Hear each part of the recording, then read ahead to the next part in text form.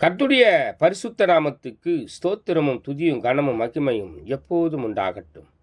இந்த நல்ல நாளை காண செய்த தேவாதி தேவனுக்கு கொடான கோடி ஸ்தோத்திரம். கர்த்தரின் மகிமை ஆத்தும ஆதாயம் சுவிசேஷ ஊழியத்தின் சார்பாக இன்றைய நாளுக்கான சில நிமிட தேவ செய்தி கேளுங்கள்.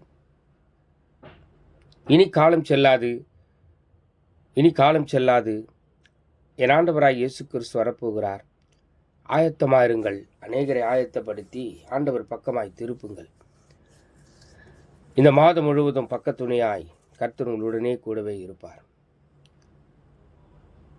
விசேஷமாக சங்கீதம் 55 சங்கீதம் 22 வசனம்.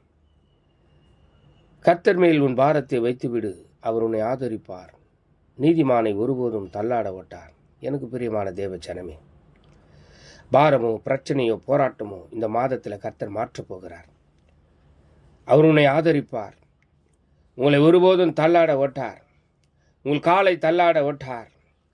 இஸ்ரவேலை காக்கிறவர் உறங்குவதும் இல்லை தூங்குவதும் இல்லை என்று வேதம் சொல்லுகிற பிரகாரங்களில் இந்த மாதம் முழுவதும் செமையாகவும் செழிப்பாகவும் உங்களை வைப்பார்.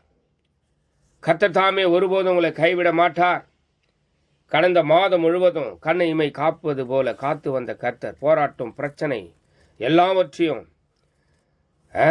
மாற்றின கர்த்தர் இந்த மாதம் முழுவதும் மகிமையில உங்களை கொண்டு போவார். உங்கள் காலை தள்ளாட விட்டார். இஸ்ரவேலை காக்கிறவர் உறங்கவே மாட்டார், உன்னோடு கூட இருப்பார். God bless you.